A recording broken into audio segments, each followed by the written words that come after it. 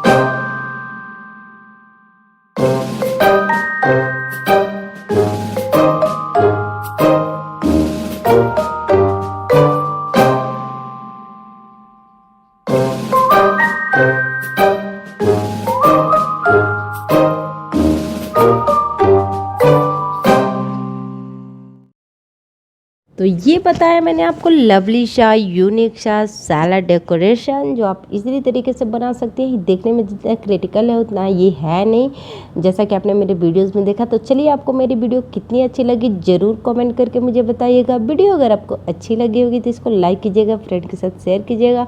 मेरे चैनल को सब्सक्राइब करना बिल्कुल नहीं भूलिएगा अगर फर्स्ट टाइम देख रहे हैं तो, और नोटिफिकेशन बिल को भी हिट कीजिएगा ताकि वीडियोज़ की नोटिफिकेशन आप मिस ना कर दें। तो चलिए, किसी नए यूनिक वीडियो के साथ फिर मिलते हैं, तब तक के लिए बाय, टेक केयर।